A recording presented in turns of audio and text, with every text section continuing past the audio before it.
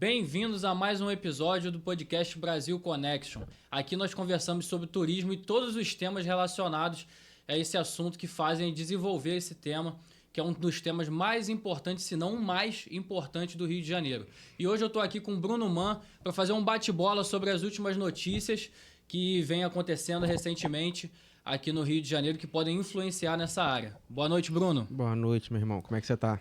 Então, queria levantar o primeiro tema aqui, que é essa taxa de R$ 95,00 que está para rolar em Ilha Grande.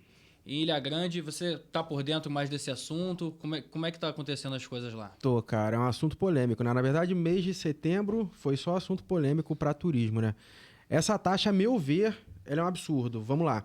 O que eles estão implementando, na verdade, em Ilha Grande? A cobrança de R$ 95,00 por pessoa do turista por dia de permanência, com adicional de R$ 4,00 e uns quebrados de centavo por dia, né? O que essa taxa vai fazer, cara? Provavelmente, né? Vai afugentar o turista de ir para Ilha Grande. Vai se tornar muito caro estar em Ilha Grande. Hoje você tem alguns passeios para Ilha Grande, que é de bate e volta saindo do Rio de Janeiro, que custam aí 250, 300 reais. Esse passeio vai para 400 e poucos reais por conta dessa taxa. Então, o que vai acontecer? Você vai diminuir o fluxo de turista na cidade, entendeu? Eles estão se baseando muito em grandes centros fazem isso. Você tem Veneza, Madrid, Barcelona. Eles começaram a implementar cobranças de taxa de turista porque realmente eles têm muito turista na cidade. Coisa que o Brasil não tem. Se você pegar o Brasil hoje com 5 milhões de turistas estrangeiros, a gente recebe muito menos do que o Paris, por exemplo, que é extremamente pequeno. Então, na verdade, a implementação dessa taxa tende a afugentar o turista de lá. Além de você criar uma série de burocracia, porque você precisa pensar como essa taxa vai ser cobrada. Entendeu? Vai fazer um QR Code, você vai ter um controle de todo mundo que entra na cidade, você vai parar todo mundo que vai entrar na cidade para poder fazer uma cobrança de R$ 95,00. E aí isso também não é inconstitucional, porque você fere o nosso direito de ir e vir. A gente já paga inúmeros pedágios para circular por aí, sobre a justificativa de que, é para conservação das estradas e tudo mais. Aí você vai cobrar para a pessoa poder entrar na cidade. E essa taxa, ela é só para quem é estrangeiro ou serve para mim, por exemplo? Eu moro na capital, quero ir em Ilha Grande. Eu tenho que pagar essa taxa? Serve para você. Só quem vai estar isento dessa taxa, a princípio, são crianças e moradores de Ilha Grande. O resto, qualquer um. Você pode ser do Rio de Janeiro, Niterói, São Gonçalo, Espírito Santo, Minas Gerais. De qualquer lugar você vai pagar essa taxa. E você citou as ruas, né? A justificativa, né, que é para investir nas ruas e tal. E tem mais alguma outra justificativa, alguma outra área aqui? Então, eles falam que, na verdade, essa taxa ela vai voltar para se promover o cuidado com o meio ambiente, com a cidade. O que eles argumentam é que você está conhecendo a cidade, e você pagando a taxa, você vai estimular que aquilo ali seja mais preservado. O que, na verdade, não ocorre, né?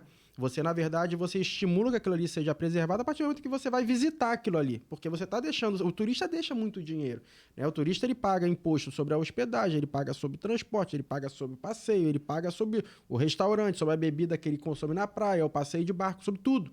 Então, na verdade, eu acho que tem mais uma incompetência da prefeitura que não sabe explorar isso de uma maneira benéfica. E aqui no Brasil a gente tem essa cultura de vamos cobrar, né? Vamos colocar imposto, vamos taxar. Isso aqui está com movimento, vamos colocar uma taxa. E a gente sabe muito bem que o que acontece é o efeito reverso. É a diminuição e não o aumento daquilo.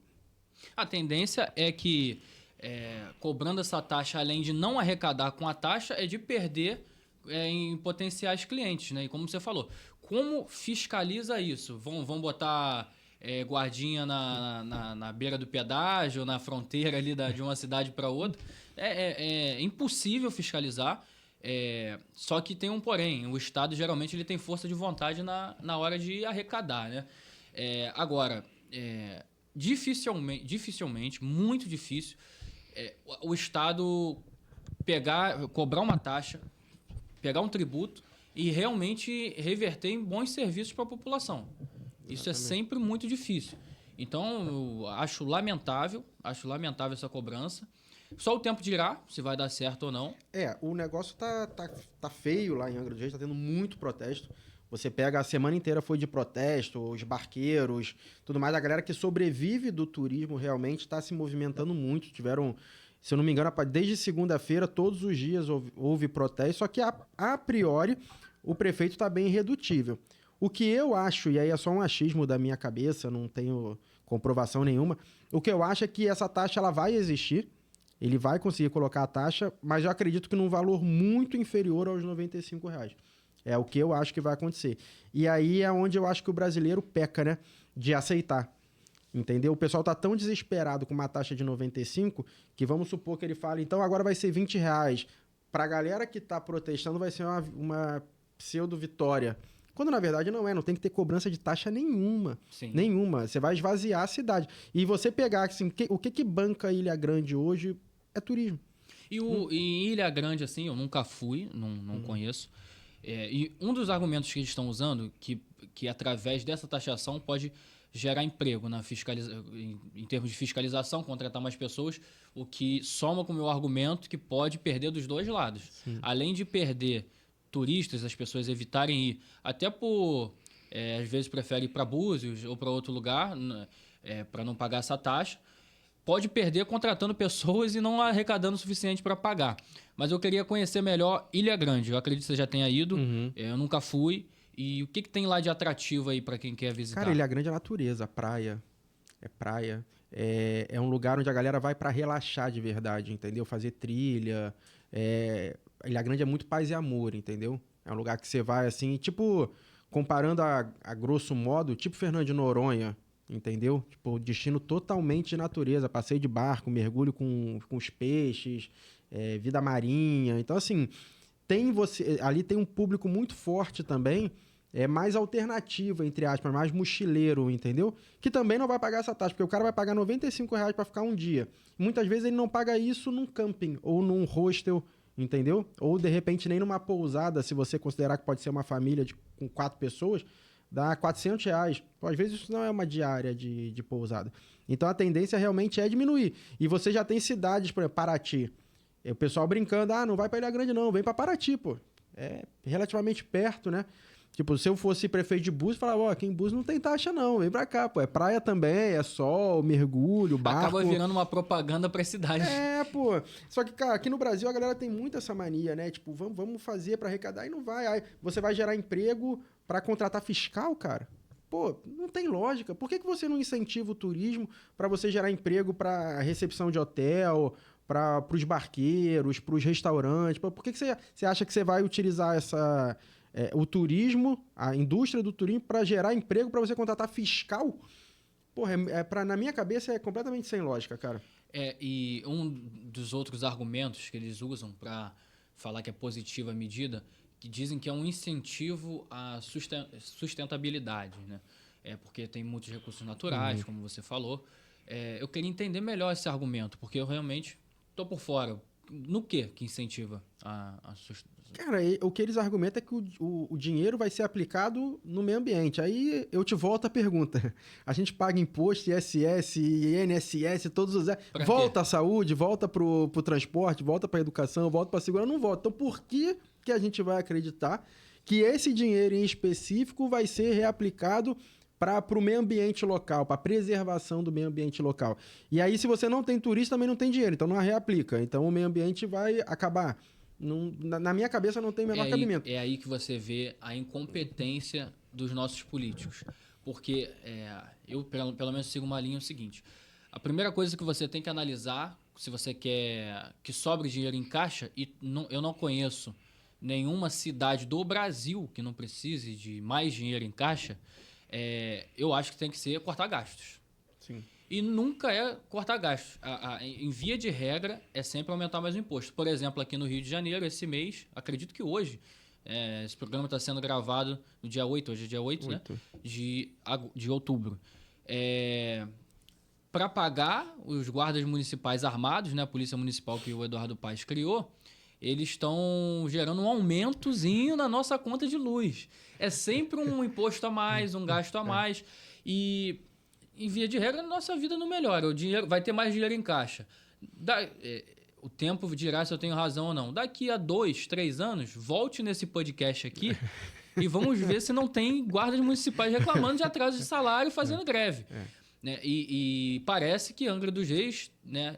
Angra dos Reis? Ilha Grande, é. Ilha Grande, perdão, tá andando pelo mesmo caminho, né? E eles atacam justamente na parte que dá mais lucro na cidade, Isso que é o aí, turismo. Isso aí. Aí eles prejudicam justamente a parte que dá mais lucro na cidade. É impressionante. Mas É impressionante. é complicado, cara. Agora só o tempo. A taxa, ela, teoricamente, ela começa a ser cobrada em 1º de janeiro de 2026, assim. Acho que a intenção, de repente, já é prejudicar a outra temporada, né? Vamos ver se ela vai acontecer ou não. Fica aí. Certamente em janeiro a gente vai ter um outro react aqui. Aí a gente volta nesse assunto de taxa e vê se ela realmente foi cobrada ou se houve uma vitória do trade turístico lá de Ilha Grande que conseguiu vetar isso. Vamos ver. Torcendo para... E assim, mais uma dúvida. Quem não está informado, por exemplo, como é que é feita essa cobrança? Como é que é feita essa cobrança? Cara, não sei, eles não definiram. Teve gente falando de QR Code e tudo mais. Eu não faço ideia de... Porque o que acontece? Você tem algumas cidades, como Búzios, Arraial do Cabo, Cabo Frio, que fazem um controle de fluxo de ônibus, tá? O que você pode concordar e discordar, eu particularmente discordo, mas eu entendo a lógica no controle de fluxo de ônibus. O que isso significa? Você tem o seu grupo que sai do Rio de Janeiro e você vai levar ele para Búzios. Você paga uma taxa para o seu ônibus poder entrar em Búzios. Essa taxa, ela varia ali, você paga, sei lá, 100, 200 reais para um ônibus inteiro entrar em Búzios. Show de bola. Ilha Grande está fazendo o valor por pessoa, entendeu? É o valor por pessoa, ou seja, se você vai levar um ônibus inteiro para Ilha Grande, você tem que multiplicar 46 vezes 95, é um valor muito alto. Esse valor que Búzios, Arraial do Cabo cobra para o ônibus entrar, eu entendo que ele deve voltar, porque são cidades pequenas que não tem muito explorar. Você entra um ônibus naquela cidade, vira o caos na cidade, porque a cidade não tem muita estrutura. E aí, o que acontece? Você, quando chega com o seu ônibus, você para no pórtico, na entrada, o seu guia desce e você paga a taxa, ou você paga a taxa antes, eles te mandam um boleto e você fixa no para-brisa do teu ônibus entra. Aí você tem um controle, porque é um ônibus passando. Agora, como é que você vai fazer esse controle por pessoa? Você vai ter um guarda parado na entrada que vai entrar no ônibus e vai em 46 turistas pegar um comprovante de pagamento de todo mundo. Não tem a menor lógica. Ou vai ficar, como é Ilha Grande, o cara vai ficar lá no pier de Ilha Grande esperando todos os barcos. Tem barco de 15 em 15 minutos. Ele vai ficar controlando todos os barcos? Ou vai ser por amostragem? Ah, vai selecionar 4, 5 para ver se pagaram. Aí é na sorte, né? Pode ser que você dê sorte, não precisa pagar ou não. Então, assim, cara, além de ser algo escandaloso, eu acho que é inconstitucional, inclusive, é algo que não é nem prático. Entendeu? Não tem Ilha praticidade. Grande, é Ilha Grande batendo o carimbo, né? Para gringo é mais caro, né? Legalizando para gringo é mais caro, né? Isso aí. E o que pode acontecer também, eu não gosto de ficar trabalhando com especulações, mas o que pode acontecer também é uma pessoa, por exemplo, se a cobrança for feita pela placa do carro, né? A câmera pegou que nem o sem parar. Uhum. Se a pessoa não está informada dessa lei, pode acontecer de anos depois ela ver que o nome dela está negativado ou chegar uma multa porque eu fui em Ilha Grande e não sabia que tinha que pagar R$95 e além de pagar 95 é mais R$4,75 por dia. Mais R$4,75 assim, absurdo, né? Ou você pode cobrar também dos hotéis, imagina. Aí você vai usar a iniciativa privada, os hotéis, empresar para receber essa taxa para o governo. Ah, não, o cara tem que pagar no check-in dele, quando ele chega no hotel. Ele vai pagar a diária, mais a taxa, e aí o hotel repassa. Não tem fundamento. E abre margem para corrupção. Para corrupção, pô. E por mais que... quando é dinheiro público que volta para a prefeitura, geralmente é mais difícil de roubar, porque eles têm mais cuidado. Vai pro caixa deles. Eu tô com mais uma notícia aqui sobre um projeto de lei, creio que não foi aprovado ainda, sobre a Airbnb. A Câmara Municipal está discutindo, né, está tramitando lá, e é basicamente regulamentar hospedagens por curta temporada, né? E ainda nesse projeto diz que é previsto cadastro obrigatório junto à prefeitura. Mais uma vez, o Estado interferindo na iniciativa privada, você que é dono aí você tem hostel, você trabalha nessa área, como é que você analisa esse novo projeto de lei? Como é que você se sente vendo isso? Cara, esse projeto, na minha opinião, ele é uma grande confusão, na verdade, né? O que acontece? O Airbnb, a hospedagem por curta temporada, ele virou uma opção aos hotéis, né? Por quê? Ele é mais barato, muitas vezes.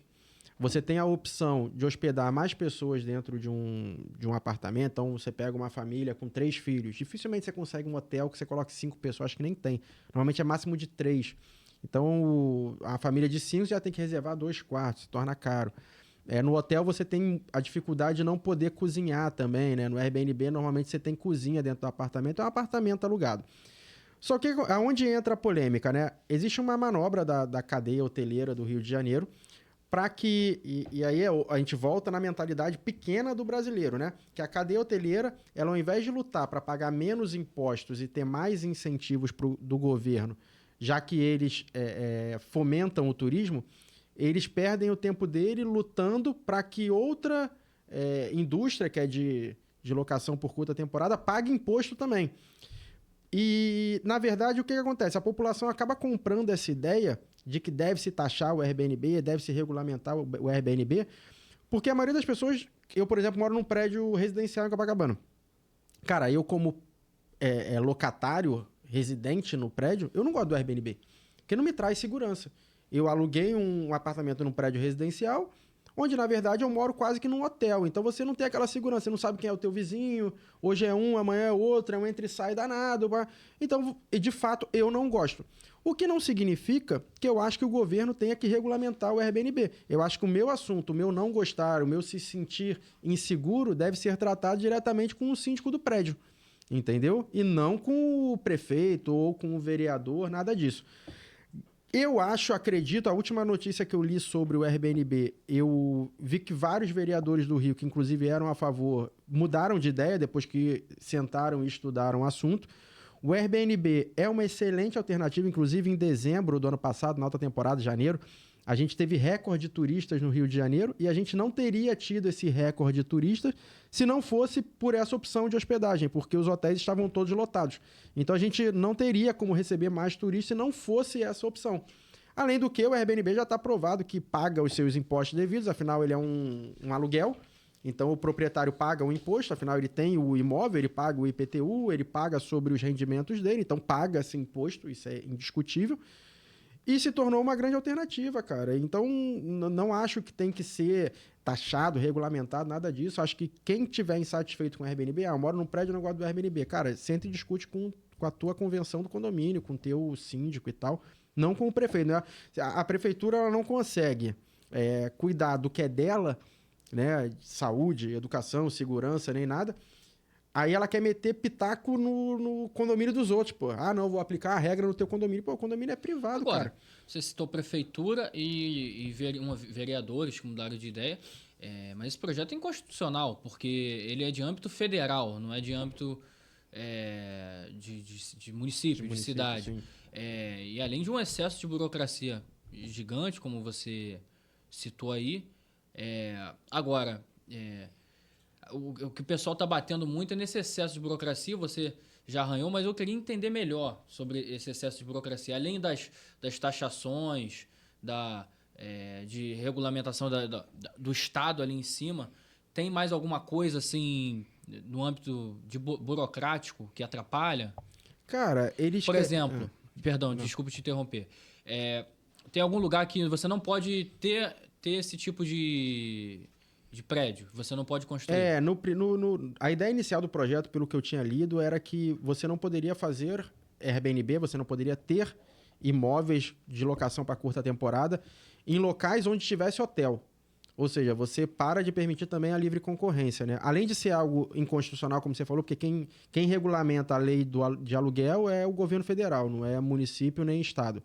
Então ali você já tem a Câmara de Vereadores passando por cima do governo federal. E, além disso, você proíbe. Eles proibiram, se eu não me engano, Copacabana, Ipanema, Leblon, aonde estavam os hotéis, não poderia ter Airbnb. Entendeu? O que é um absurdo, porque vários empresários... Cara, você também não precisa ser empresário para ter um Airbnb, não. Você tem o teu apartamento, sei lá. Você tem o teu apartamento. e você decidiu ir morar em Minas Gerais. Cara, você não quer vender o teu apartamento, você pode explorar ele financeiramente, alugar, pô. E qual é a diferença de você alugar um contrato de 36 meses e você alugar por uma semana, por 5 dias? Ele é seu, pô. Você faz o que você quiser com ele, desde que esteja nas regras do condomínio. Não cabe a vereador nenhum decidir o que você vai fazer com... A gente já tem um problema aqui que no Brasil você não tem... Ninguém tem imóvel, né? Porque você paga o teu imóvel, você financia, paga todos os impostos, depois você tem o governo como teu sócio, porque você vai pagar IPTU. Se você não pagar, o governo te toma. Ou seja, ele nunca é seu. Sim. Você nunca vai quitar o teu apartamento. Isso é um blefe. Por isso que hoje, inclusive, muitas pessoas não compram apartamento. Não vale a pena você investir. Ele não vai ser seu mesmo, né? Então, além disso, agora o governo começa a se meter no aluguel também. No que você vai fazer com o seu apartamento. Daqui a pouco o governo vai começar a falar, não, olha só, a tua parede branca não pode ser branca, você vai ter que pintar de verde. Se o governo pudesse, faria. Mas eu não quero nem ir tão profundo nesse papo ideológico, porque, enfim... mas fatos são fatos. Sim, fatos são fatos. E um fato é que essa lei vai muito provavelmente ter um desincentivo econômico. Porque vai reduzir ofertas de hotéis em áreas que têm demanda grande, né? Sim. Pela sua experiência, você acha que isso vai acontecer? Eu acho que não, cara. Acho que já teve um recuo grande. Eu acho que esse projeto perdeu o timer já. Ele já, como eu te falei, já tinham vereadores que estavam fortemente defendendo, que hoje não negam que mudaram de opinião. Isso é muito bom. Leram, soube, se informaram. Acho que o projeto para o trade turístico ele é muito ruim, porque você tira do turista a opção de se hospedar onde ele quiser. Além do que você acaba também elevando o preço da hotelaria, porque esse caso, para mim, lembra muito Uber e táxi, lembra? O taxista ele dava o preço que ele queria, ele atendia do jeito que ele queria. Quando a Uber entrou, o taxista teve que se readaptar. O taxista não morreu, o taxista está aí trabalhando firme e forte. Coisas. Exato. É a mesma coisa, você tinha a rede hoteleira ditando regras. Eu quero cobrar tanto, quero tanto. Aí você chega, por exemplo, o hotel ele cobra R$200 a diária. Aí chega no Réveillon de Copacabana, o cara aumenta o preço dele para 5 mil. Entendeu? É um direito dele. Mas se você tem uma concorrência do teu lado, dificilmente você consegue fazer isso. Porque se você fizer por 5, a tua concorrência vai fazer por 3 e vai vender por 2, entendeu? Então é benéfico para todo mundo. Tem que ter mais Airbnb, mais hotel, mais hostel, mais pousada, mais tudo.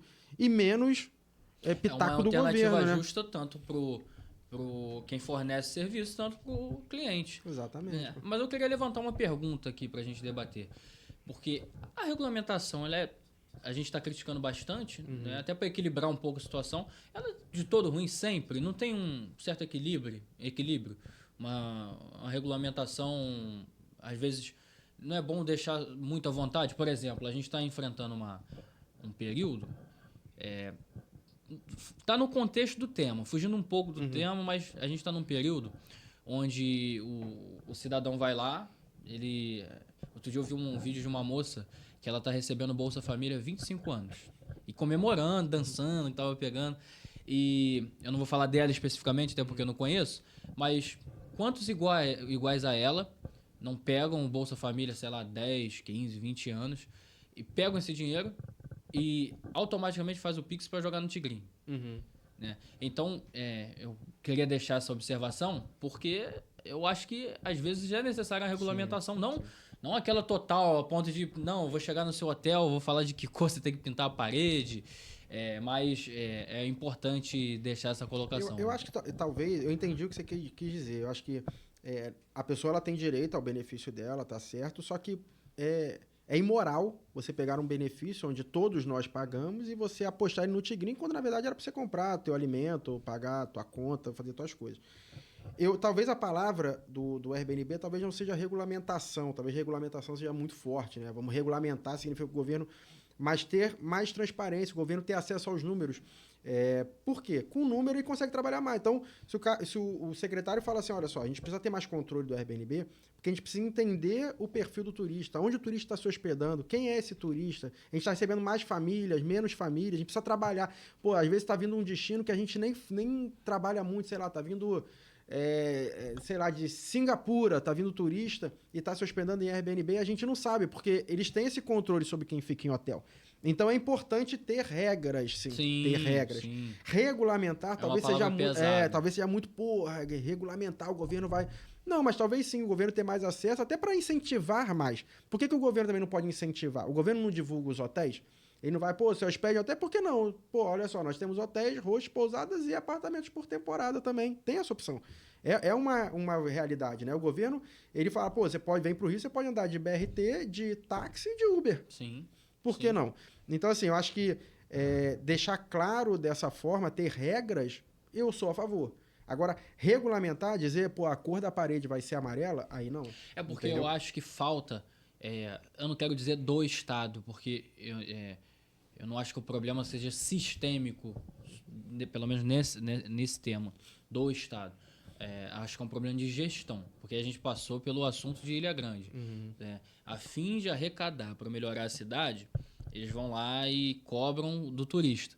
Sendo que, mais uma vez, que eu acho que tem um pouco a ver esse tema, já que a gente está falando de interferência do Estado, né, nesse tema do turismo e como está atrapalhando, né? Acho que a gente já pode chegar a essa conclusão mais ou menos. O exemplo da casa de apostas. Eles faturam bilhões de reais em cima do prejuízo e por má instrução, má educação de quem mais precisa, que é quem recebe Bolsa Família. Eu não sou nem contra a pessoa jogar. Não, Até porque o governo dá o benefício em dinheiro para ela gastar o que quisesse. Senão o governo abria um supermercadão e a pessoa, ela e retirava... ela pegava o que estava precisando. Então o problema não é da pessoa, mas você usou uma palavra boa que não é regulamentar, é regras. Regras para dificultar que essa pessoa pense pelo menos um pouco antes de jogar. Por exemplo, a gente está fugindo um pouco do tema, mas mais uma vez, está no contexto. A pessoa hoje ela pega, recebe e consegue jogar pelo Pix. Já proíbe, já põe regra. Não, pelo Pix é proibido. Vai ter que pagar boleto. Aí a pessoa até imprimir uma folha, ir na lotérica e fazer o depósito para jogar, ela pensou, caraca, esse dinheiro é do leite da minha filha. Isso aí, pô. Enfim, então o ponto que eu queria chegar é que são sempre soluções simples. Vou cobrar do turista R$95 mais 4 dias. São soluções simples. Sim.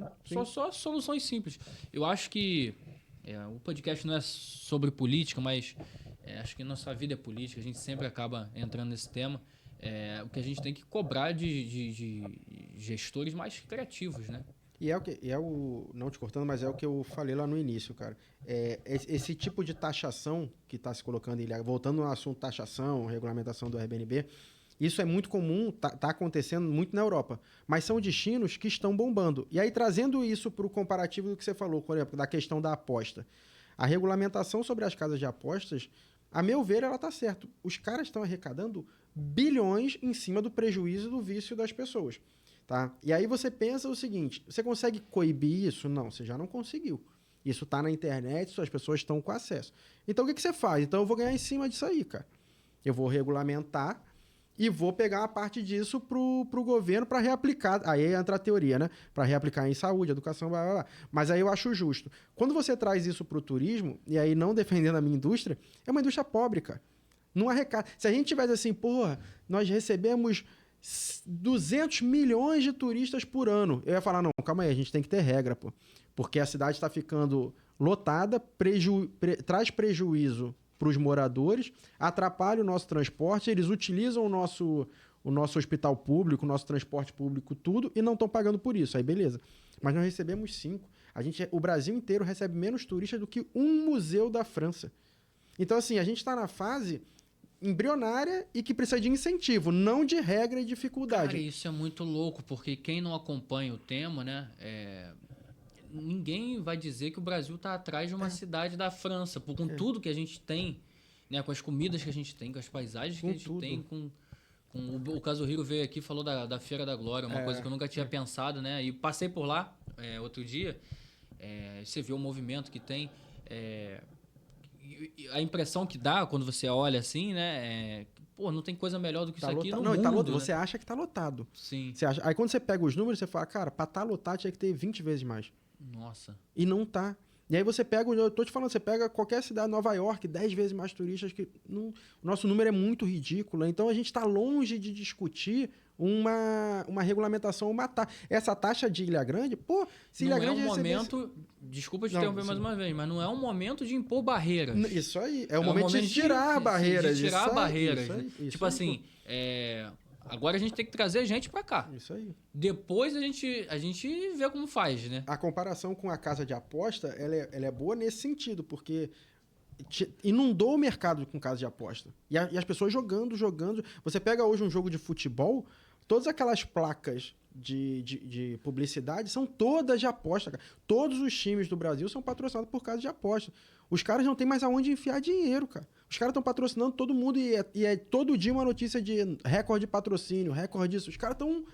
Então, realmente, e é o que você falou, e é em cima do vício, é em cima de algo que é ruim para as pessoas, mas que, de fato, perdemos o controle. E aí você precisa da regulamentação. O turismo é coitado ainda, a gente está muito ali embrionário, precisa de pessoas que realmente cortem essa barreira, tirem ela e incentivem. E, mais uma vez, né, me espanta, né, por mais que, recentemente, tenho me aplicado mais no assunto, lido mais sobre...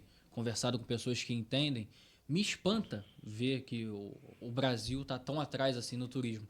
Você acha que a gente se vende mal? Por exemplo, a gente vai ver um filme da Marvel, Capitão América, escudo dos Estados Unidos. Isso aí. Homem-Aranha, as cores dos Estados Unidos. Super-Homem, as cores dos Estados Unidos. Você vai ver um filme de comédia dos Estados Unidos. O cara é pobre, mas você vê a casa dele pobre lá, tipo um apartamento que é o sonho de qualquer pessoa que mora na zona norte do Rio, por exemplo. Ele vai para um bar, aí o bar é super legal, dá a impressão que todos os bares lá... Aí você vem aqui no Brasil, não querendo desmerecer, porque eu gosto muito de um boteco, mas, tipo assim, você vê como os Estados Unidos, por exemplo, os Estados Unidos se vende bem, Sim. como aí os filmes italianos também, com Veneza, que, ao meu ver, é super sem graça, tipo, olhando assim no filme, mas eles se vendem bem, né? Culinária e tal. E a gente tem tanta coisa positiva, tipo, carnaval... com algumas exceções de cultura, de pessoas mal educadas e tudo mais, falando do lado positivo da coisa. Samba, carnaval, nossa culinária nordestina, mineira e tal. Você acha que a gente se vende mal nesse sentido? Cara, eu acho que a gente, falando aqui entre a gente roda e a gente acaba sempre caindo no assunto política. Não tem muito como fugir, porque turismo é política também, né? Mas o que acontece, cara? O turismo aqui no Brasil, na minha opinião, ele não é levado a sério. Se você assistir 40 minutos de um podcast com o Bruno Cazorro, se esse cara fosse hoje secretário estadual de turismo, a gente estaria em outra situação. Só que o turismo ele é tratado como cabide de emprego, é moeda de troca, na verdade, né? Então você pega ali, quem vai ser o secretário de turismo? Eu preciso dar cargo pro partido tal, bota o fulaninho. Aí bota o fulaninho. Aí você tem como secretário de turismo um engenheiro, um técnico, um cara que fez informática ou um pedagogo, mas você não tem ninguém do trade turístico mesmo. Então, na verdade, na minha opinião, esse é o maior problema que a gente tem. O nosso mercado ele não é tocado por profissionais da área. E num caso desse, trazendo de novo a questão da taxa de Angra, por que um prefeito faz uma besteira dessa? Porque ele não ouviu ninguém do mercado. Ele não sentou com ninguém do mercado para tomar essa decisão. Ele simplesmente tirou da cabeça dele. Então, acho que o dia que o Brasil, as cidades, os estados, tiverem de fato profissionais de turismo à frente do turismo das suas cidades, aí a gente vai começar a ter resultado. Entendeu? Enquanto for só, eu preciso botar um secretário de turismo, bota o Joãozinho ali. Aí a gente realmente não vai conseguir, porque o Joãozinho não é profissional, o Joãozinho não entende do assunto, o Joãozinho não faz a menor ideia de como funciona a indústria. Então, esse para mim é o maior problema. É a falta de profissionalismo das pessoas que são colocadas nos cargos que podem exercer e fazer a diferença, entendeu? Agora, vamos para uma notícia boa? Diga lá. Mercadinho São José reabriu, funcionando agora às terças e domingos. A prefeitura adquiriu o terreno por 3 milhões de reais, né? E aí, o que você acha dessa notícia aí? Porra, é maravilhoso, cara, maravilhoso. É a parceria pública-privada que a gente precisa para poder desenvolver a cidade. O Mercadinho São José era um ícone, né, que ele voltou, um ícone do bairro de Laranjeiras. Todo mundo conhece o Mercadinho São José e não teria rolado um projeto tão bom se não fosse uma parceria dessa, né? O que eu torço é para que tenham outras.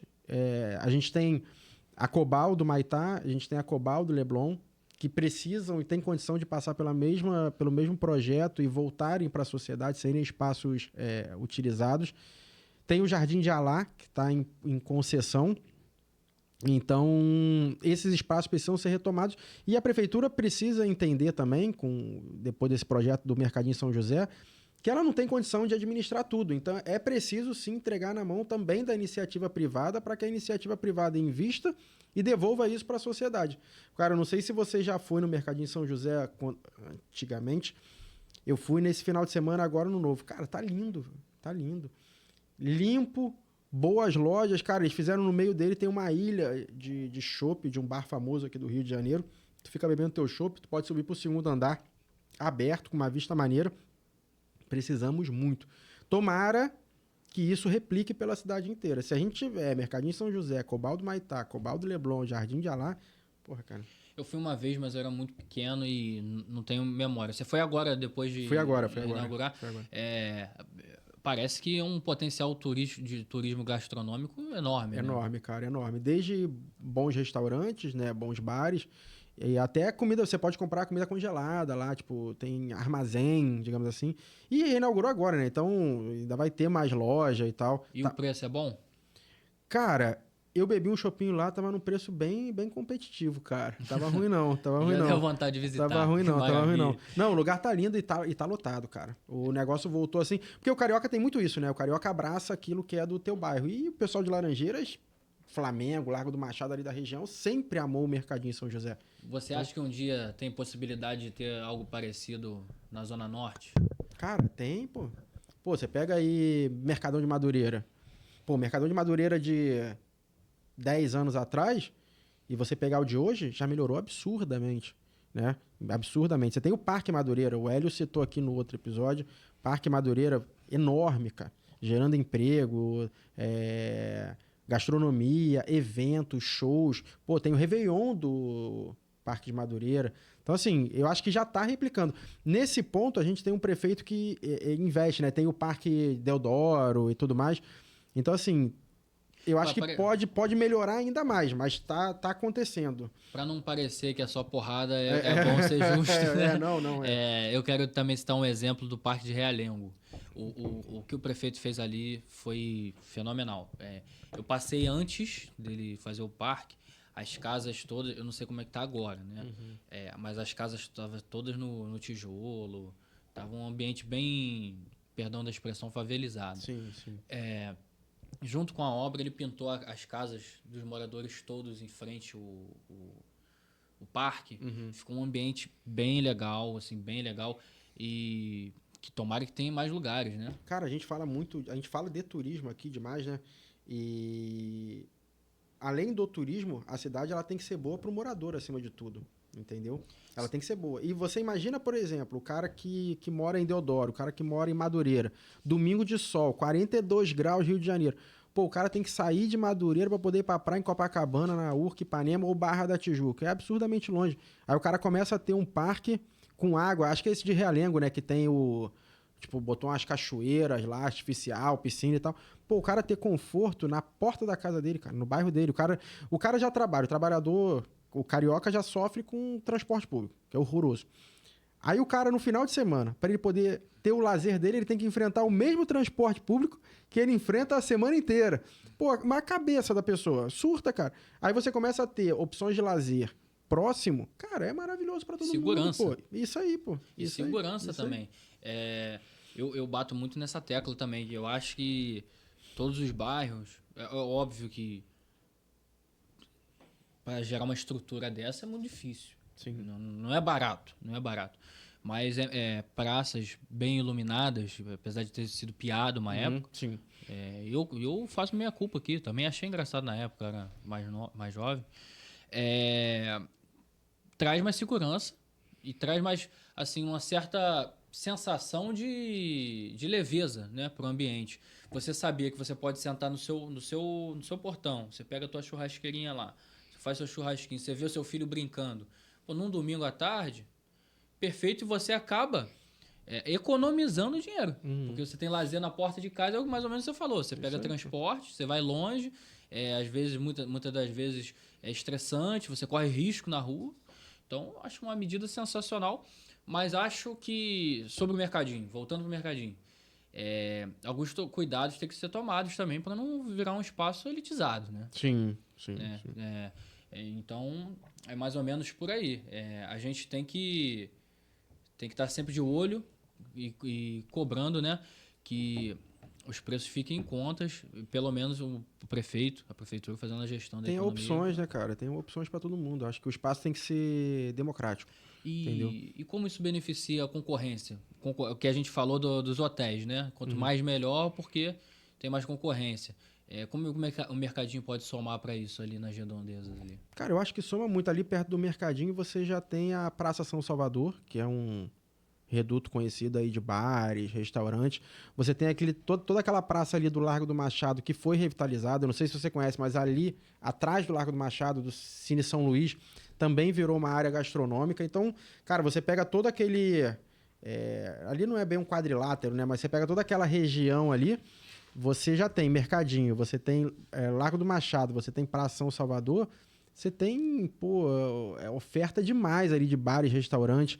Então, cara, eu acho que benéfico demais para todo mundo. Além do que ali tem vários hotéis também, né? Então ali você tem um fluxo de turista muito grande e o aterro do Flamengo na frente, que na minha opinião é um dos pontos mais bonitos do Rio de Janeiro, inclusive sendo um pouco polêmico aqui nesse assunto, dá de 1.000 a 0 em Copacabana. De beleza, eu acho o aterro do Flamengo muito mais bonito que Copacabana. Então, assim, você tem uma área ali que, cara... Vai ser xingado aí. Mas, pô, você bota lá Copacabana e aterro do Flamengo. Eu acho o aterro do Flamengo muito mais bonito em si. Né? Assim, além de ser uma área muito maior, eu acho ele mais bonito. Mas, cara, eu acho que ali pro morador, para todo mundo, pro turista, é lindo, pô, lindo. E o que você falou da prefeitura tirar dinheiro, é a PPP, pô, parceria público-privada, ela não precisa tirar dinheiro, ela precisa realmente designar. Tem ali perto do Mercadinho São José um viaduto que dá no túnel Santa Bárbara, se eu não me engano. Cara, ali embaixo daquele viaduto foi todo revitalizado, ali agora você tem food truck, sorvete, não sei o quê. Uma área que antes você só tinha morador de rua, entendeu? Você só tinha usuário de droga... prostituição, agora você tem uma área totalmente revitalizada, cara. Tá lindo. Você passa ali, você não você olha e você fala, cara, isso é no Rio de Janeiro, embaixo de um viaduto. Aí te pergunto, por que isso não é replicado para todos os cantos? Entendeu? Por que a gente não utiliza esses espaços de maneira, positiva? Talvez seja porque a prefeitura fique com essa cabeça de, precisa de dinheiro, precisa de dinheiro. Não, não precisa de dinheiro, cara. Não precisa de dinheiro. Sim. Chama as grandes marcas, grandes empresários. Ó, essa área aqui é o que foi feito com o Jardim de Alá? O Jardim de Alá estava abandonado. Estava abandonado e agora está sendo revitalizado por um empresário e tal. Então, por que não outras áreas? Entendeu? E a galera confunde muito também privatizar com você ser administrado pela iniciativa privada. Concessão, né? É isso aí. Tem uma diferença entre você privatizar e você dar concessão. A concessão, ele vai administrar aquele espaço, mas continua sendo de graça, entendeu? É isso aí, pô. É isso aí. Maracanã, por exemplo. E tem dado certo, né? Sim, muito, pô. Tem dado certo. E digo mais, não é por ser flamenguista, mas se o Flamengo sair da concessão, o Maracanã acaba. Eu falei isso, aí a gente vai entrar num outro assunto sobre a compra do estádio do Flamengo. Na minha concepção, se eu fosse o governador, falava, ô presidente do Flamengo, BAP, não compra terreno não. Quanto você quer? O Maracanã? Vende, cara. Porque, vamos lá, Vasco com estádio, agora vai ser reformado. Botafogo com Engenhão, concessão de ano vai ser renovada. O Flamengo com estádio, vai jogar só o Fluminense no Maracanã? Não vai, cara. E esse último final de semana, se eu não me engano, foi no jogo do Botafogo, que eles, inclusive, jogaram fumaça assim, na frente da torcida para não parecer que estava tão vazio, né? Pois é, cara. Acho que deu... Poxa, eu não quero passar a informação errada aqui, mas acho que tinham por volta de 10 mil torcedores. Dá mais ou menos isso. Tem jogo que dá mais ou menos isso. Para ser generoso, que eu acho que foi menos. E o Flamengo, todo jogo é 40, 60 mil. Um jogo ruim do Flamengo é 40 mil, cara. O jogo que você olha e fala, tá vazio, 40 mil. Você pega um jogo de Libertadores do Flamengo, dá 68, 69, cara. É absurdo. E não só em dia de jogo. Tem o Museu do Flamengo, que hoje é um dos mais visitados, é um cara. Turístico. É um dos mais visitados. É um ponto turístico. Então, assim, eu acho que é um exemplo perfeito de parceria público-privada. Eu acho, inclusive, fica o recado pro governador aí, ó. Eu, se fosse ele, corria, que o Flamengo não começou a construção ainda, vendia o Maracanã pro Flamengo. Cara. Mas tá chegando a época de eleição, daqui a pouco tá no jornal. Cara, desde 2016, que foi quando eu comecei a acompanhar essas questões de campanha eleitoral, desde 2016, toda eleição para prefeito e para governador. Tem estádio do Flamengo. Eu penso a mesma coisa, Foi cara. Em 2016, se eu não me engano, foi Crivella e Freixo, né? Que disputaram. Uhum. Acho que foi esse o segundo turno. Só que no primeiro turno, o Pedro Paulo, ele falou, não, vamos fazer um projeto para o estádio do Flamengo. Aí o Crivella, em resposta a ele, não vamos fazer o estádio do Flamengo, vamos vender o Maracanã do Flamengo. O Maracanã é do Flamengo. Aí vem 2018, promessa. A torcida fica... 20, cara. promessa. Cara. E aí a torcida fica louca. Né? Lógico, Eu sempre falo, cara, toda época de eleição é a mesma coisa, a cara. mesma o coisa. Eduardo já prometeu umas 3 vezes, cara. Pois Agora é. realmente o Flamengo comprou o terreno. Mas e aí? Agora estão dizendo que a construção vai terminar em 2030 e pouco. Cara... Eu não vou permanecer nesse assunto que eu particularmente eu sou contra esse estádio, estádio aí. Eu sou contra justamente pelo motivo que você falou. E mais, vai virar podcast do Flamengo, rapidinho. O Flamengo passou por um período difícil. Isso é um recado para nossas vidas, né? A história recente do Flamengo é um manual de como levar nossas vidas. Eu não vou contar a história toda aqui, mas todo mundo sabe que o Flamengo era o que é hoje. Sim. E o Flamengo só chegou até aqui por poupar grana, não tirar onda que não pode, não contratar craque, aceitar que às vezes tem que disputar para não cair, mas com um time barato e tudo mais. Eu acho que o Flamengo não era a hora de comprar um estádio ainda. Sim. Não era a hora. É óbvio que depois de construir vai ser um investimento que vai valer super a pena, vai ganhar muita grana, mas eu acho que tinha que insistir no Maracanã e pelo menos fazer mais uma pilhazinha de título aí.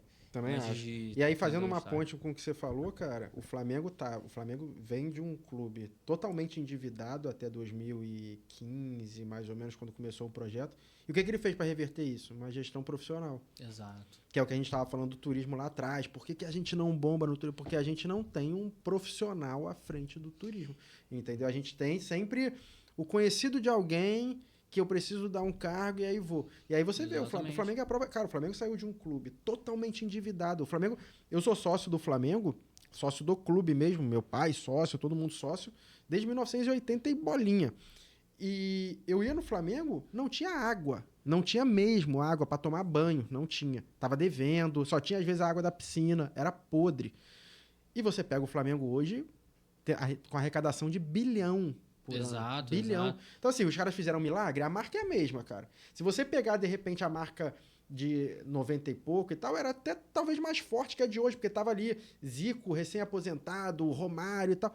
Cara, a gente teve Ronaldinho Gaúcho. Sim.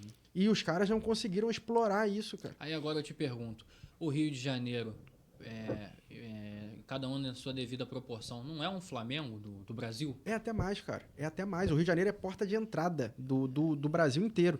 Então, Por que assim, não fazer igual? Quando você pega qualquer imagem, vamos vender o Brasil em Londres, a imagem é o Cristo Redentor. É Copacabana. Entendeu? É o que tá ali. Só que os caras não conseguem, porque eles não são profissionais. O cara vai da cabeça dele, aí bota uma taxa de R$95 em Angra. Porque na cabeça dele, ele acha isso. Ele é outra profissão, ele não é do turismo. Entendeu? Eu vou até aproveitar essa oportunidade, esse espaço, para mandar um recado para quem está nos assistindo. Porque eu acho esse exemplo do Flamengo importantíssimo para a gente trazer para nossa vida. Às vezes você está quebrado ou quebrada, mas se você analisar essa história do Flamengo recente, foi simplesmente entender a realidade, entender o momento, que não era momento de gastar. Você está endividado, pé no chão, não gasta mais do que arrecada, priorize as suas dívidas. Você tem uma dívida de R$10.000. Cara, deixa para comer uma pizza, jantar fora, quando chegar a 2, quando chegar a 1, quando a dívida estiver controlada. Pensa sobre isso, meu caro. Pensa sobre isso. Agora, o papo estava tão bom, mas vamos para mais uma notícia lamentável. Vamos. Eu vou ler aqui para você. Não, essa é boa, pô. Essa é boa. Eu acho que é boa. Ah, não. Perdão. Eu vi a notícia errada. Desculpa. Vamos lá. Nova tarifa aérea da Gol, sem bagagem de mão. Gol anunciou, a partir de 14 de outubro de 2025, terá uma tarifa chamada Basic para os voos internacionais. E aí, o que você acha dessa notícia? Cara, Vamos ter que aguardar para ver, né? Isso já acontece na Europa, em voos curtos, né?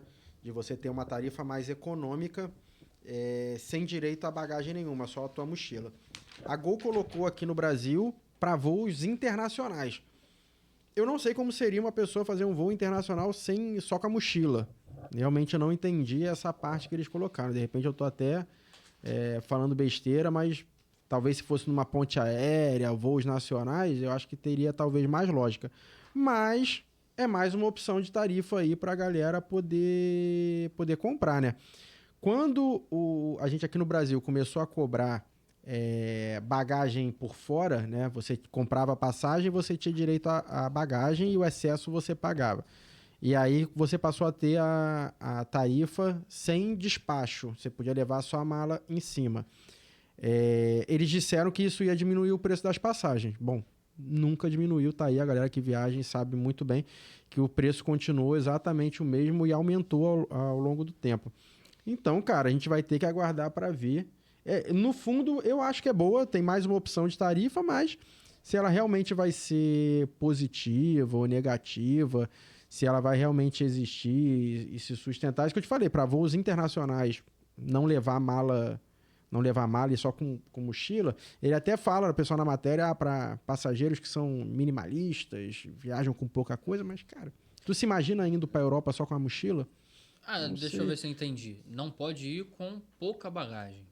Ou o contrário? Não, você só pode ir com a mochila ou bolsa. Você não pode levar aquela mala de mão. Limita a quantidade de... Isso aí, você não pode levar mala. Pô, mas isso é um ponto negativo.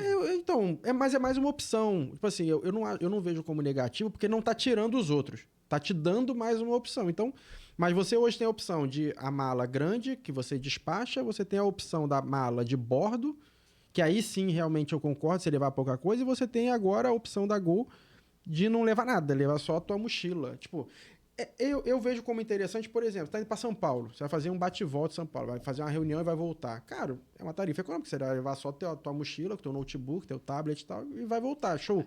Agora, pra Europa, não entendi, cara, não entendi. Tem uma... Paira uma dúvida, né? Vamos ver como vai funcionar. Eu acho que é interessante para quem sai para fazer compras, né? Vai com pouca bagagem. Aí na volta vai ter que pagar. Você vai comprar uma passagem econômica e na volta, talvez. Muito obrigado por assistir esse episódio. Até a próxima viagem.